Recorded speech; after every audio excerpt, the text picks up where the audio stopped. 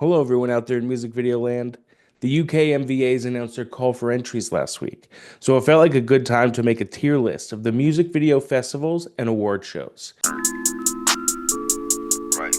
I will say that this is not a complete list of all the festivals and awards that showcase music videos, and I'm sure some of the ones I left off are a good time, or have a fancy trophy, or an open bar. But you gotta stop somewhere, so I'm keeping this list to 10. In fairness, many of the events on this list offer the rare opportunity to watch music videos on a big screen with an audience. Sometimes they even have popcorn. And while some do have moments of solid curation, most feel more like a cash grab that benefit the organizers more than the nominees. So, which ones are worth your time? And even more importantly, your entry fees? Which ones are designed to highlight true creative innovation? And which ones are designed to lure Dave Myers to show up at the W Hotel in a suit? Let's go through them all and find out. The UK MVAs likely have the most industry credibility, which is pretty sad because, as you may guess, it's extremely UK focused. And while there is a music video industry in the UK that deserves its own award show, I don't think anyone considers it the center of the music video world. And yet, the show has somehow become the default real music video award in the absence of anything significant in the US. It's not that the UK MVAs are particularly cool or progressive. It's more that they've been around since 2008, have good production value, and generally feel like they're programmed and judged by people who actually watch and make music videos, even if they're mostly UK ones. Many of the categories and nominations are reserved for UK-based artists, directors, and crew, which is to be expected, but the result is a kind of geographical bubble where most of the work emerging from the industry has to sneak into an international category.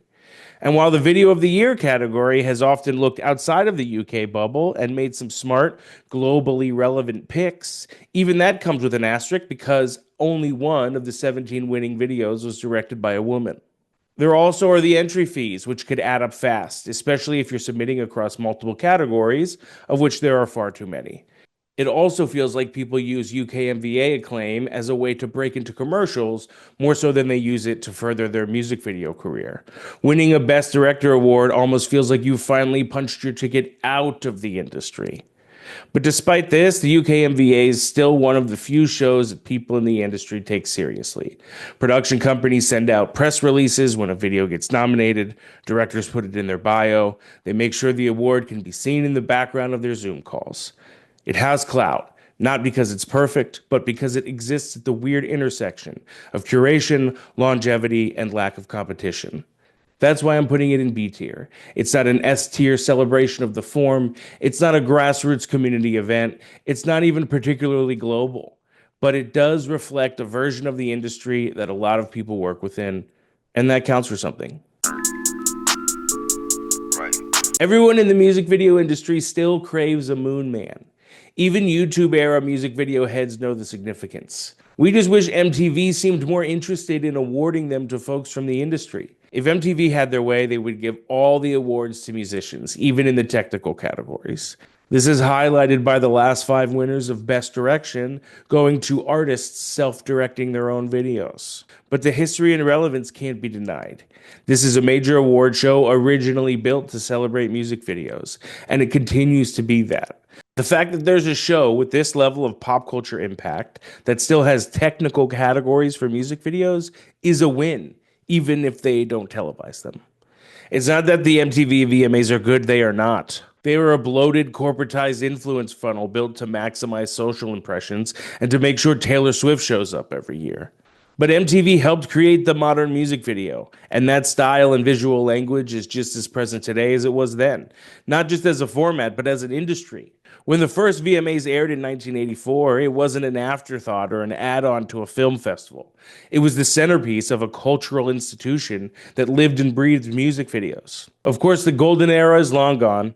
MTV barely plays videos now. The award show is more TikTok billboard than industry showcase. But the legacy still lingers. The VMAs are the last music video award show with real cultural memory. Winning a VMA doesn't just mean joining the ranks of David Fincher, Spike Jonze, and Mark Romanek. It means joining the ranks of literal Beyonce and Madonna. So, if we're talking tiers, we have to respect history. If this was 20 years ago, we might put it in S. But despite the decay, the VMAs still have the juice and will likely be the best we're ever going to get. So we can't, in good faith, put this anywhere lower than A tier. What is going on with this? I have not been able to figure out who is behind this show or why people have lent their credibility to it. This was a first year event with no public information on who is behind it or who programmed the categories. Just some bizarre LLC called IOTA Entertainment. But somehow they got Dave Meyers to show up and give a speech. I can't imagine Dave Meyers is so starved for praise that he pulls up to any event that wants to give him a plexiglass trophy. Why was he there? Why did a list of legitimately credible and busy commissioners agree to jury through 40 plus categories, including Best Marketability, Best Action and Stunts, and Assistant Director of the Year? I love and support ADs. I fight for them on every budget I submit. But how can anyone watch a music video determine if the AD was good or bad? There's no way to measure that by watching a music video. It's kind of a tired joke at this point to claim something feels AI generated when it isn't, but this shit feels very AI generated. Even the tagline, honoring the creators behind the curtain. What does that mean in this context? There isn't a curtain in music videos. This isn't a play. There's a camera. And even if there was a curtain, the categories honor people in front of the curtain. A lot of there's a performance and act. I can't figure out what led so many talented and cool people to drop $100 a ticket to watch a TikTok host make this face all night. Our comments are open. If anyone can explain to me why people showed up to this thing, I would really appreciate it. But despite the legit industry attendees of this year's show, we can't list this above a D tier. The Grammys could be S tier if they want it to be. It's a famous person's award. It's a rich person's award. You get to call yourself Grammy nominated or Grammy winning for the rest of your life. If I won a Grammy, it would be my entire personality. But the issue has always been the Grammys' treatment of music videos as a second tier category. Best music video is shoved to the side with all the other non-televised awards, typically announced on Twitter or during a live stream or during the commercial while everyone is setting up the red carpet lights. It's filler content before the show actually begins. And even if you accept that reality, the curation is wildly inconsistent. One year they get it right and nominate a truly innovative and ambitious video, and the next year they're handing the award to the most famous person in the room to add to their body count. There's no clear standard. Are they rewarding artistry? Are they rewarding cultural impact, budget, vibes? Who knows? You would get better results plugging the YouTube trending page into the yes/no picker. This isn't new either. The Grammys didn't even bother creating a dedicated music video category until 1984, the same year the VMAs launched. And then since then, they've treated the category like a formality, something that they know they should include, but they never actually care about, as if to say, congrats on your little movie, now let's get back to the music. This is further highlighted by the fact that a long form or music film category is given equal billing the whole time. But even though it was clearly developed as an answer to the VMAs, the eligibility window also is different from the VMAs, causing the two highest profile video award shows to draw from two different pools of videos. The Grammys could be the #1 music video award. It has the stature, the brand, the reach, it's fully industry backed, but instead it treats videos like a side hustle. And because of that, we're left with a category that's important despite itself. So we're going to rate it a B tier, because it could be great, but it clearly doesn't want to be. South by Southwest kind of rocks. It's the most high-profile film festival that programs music videos, and because it's both film festival and music festival, you sometimes get the rare crossover moment where the artist actually shows up to the screening. Maybe they answer one question during the massive 30-person Q&A. Maybe they just sit in the back and be cool and then sneak out during the credits. Either way, vibes. It's also had some pretty trustworthy programming over the years. South by Southwest is generally well curated, and that extends to videos. The selections tend to feel cinematic and feel like they're from a filmmaker's perspective rather than something that's overly influenced by industry or label politics. That outside point of view is valuable. It makes for a block that feels like it has an identity. There are also a few videos that always feel too film festival brained. Extremely art house, hyper precious, a bit outsider for outsider's sake. Sometimes it feels like they're included not because they're good music videos, but because they are what a film festival thinks a music video is supposed to be. But with all that good, the legitimacy, the prestige, the giant badge around your neck that says filmmaker, that gets you free beef jerky, music videos still feel like part of the film festival JV team, even when compared to the other short form categories. They're secondary to narrative shorts, docs, even the midnighters. They feel like the same category as the Texas high school shorts. And you can feel the energy. It's not an anchor category, it's an extra. But the festival is extremely fun, way more fun than Sundance, and the laurels have weight, especially if you have film or television aspirations. It's a great chance to meet people, it's a great chance to community build with folks outside your area, and we're putting it in A tier. If the current trajectory continues, the Berlin Music Video Awards may eventually end up passing the UK MVAs. Not in terms of prestige, not yet, but in terms of relevance, international reach, and how well it reflects what's actually happening in music videos. It feels like a festival made for music videos, and it doesn't carry all the same baggage or performative industry politics that drag some of the others down. The programming is a little uneven, sure. Some blocks feel cobbled together or too random, but they constantly manage to find genuinely innovative work from outside the standard label, the agency pipeline. A lot of it comes from countries and creators that don't have many other outlets. And while the festival still has plenty of familiar faces and names, the reach feels broader. It feels a little outsider.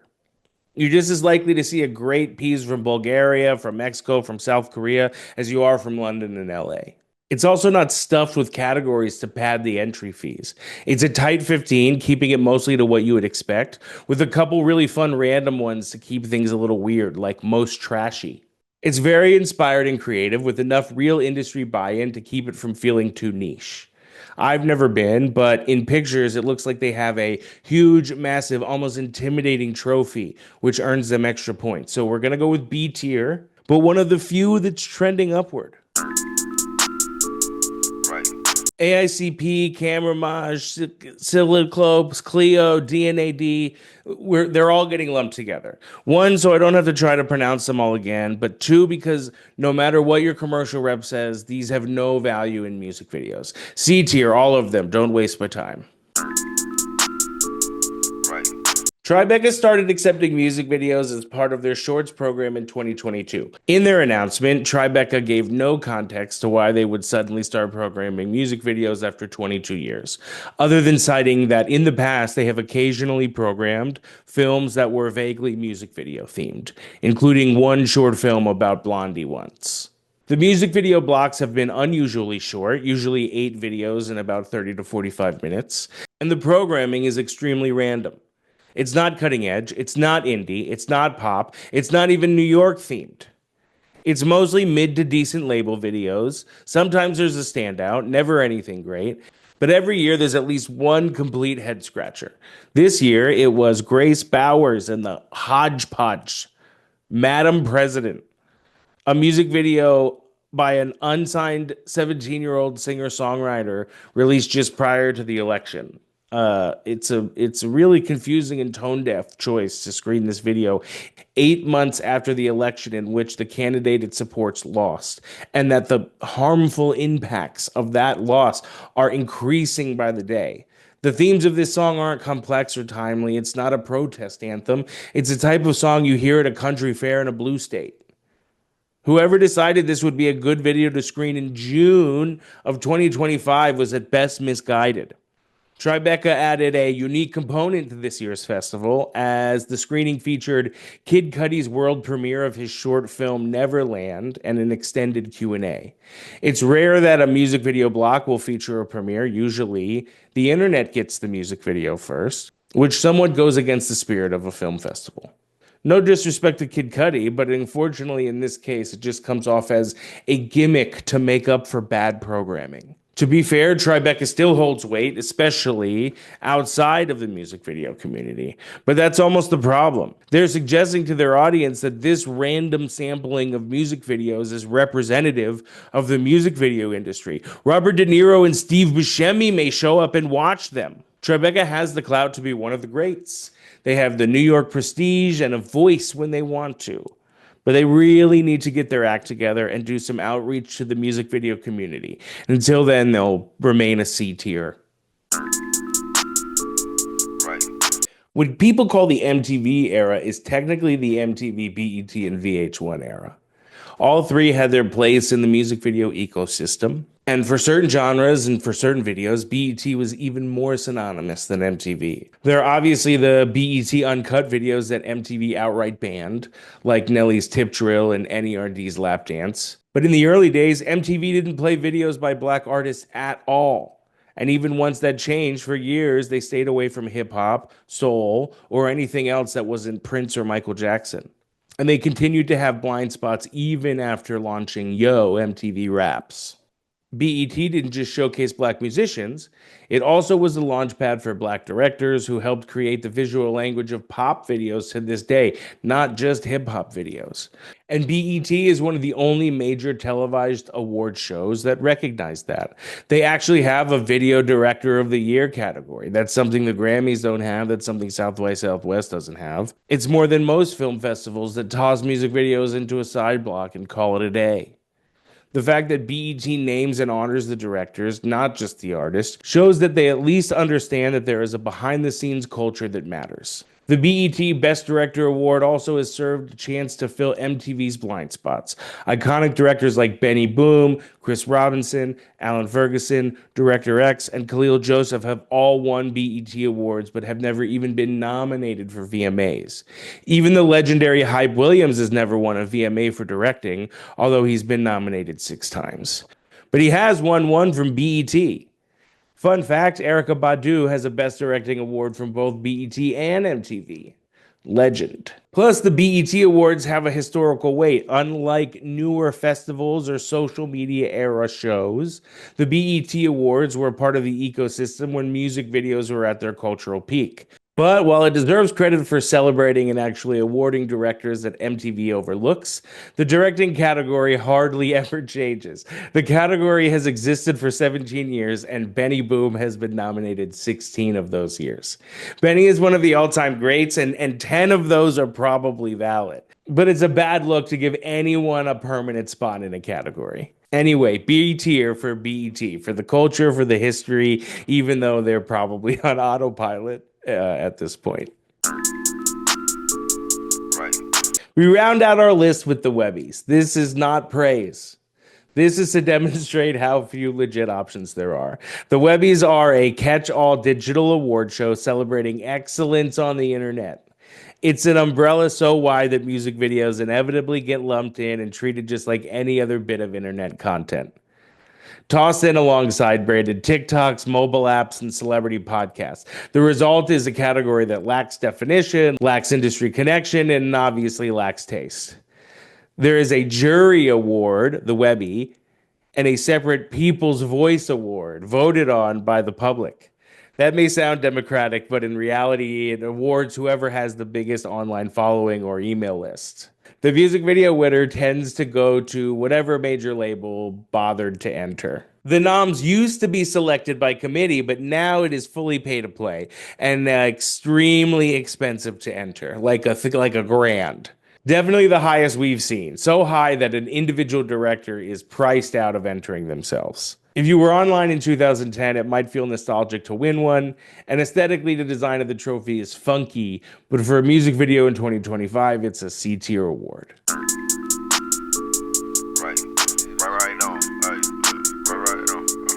And that's it. I did it, you did it, and most of all, we did it.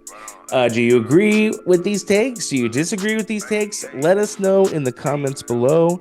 Let us know if you've entered these. Let us know if you've won these. Let us know if you programmed these and you were mad at me for disrespecting your thing. See you on the internet. Right. Hey, I need more. Call that bit by phone.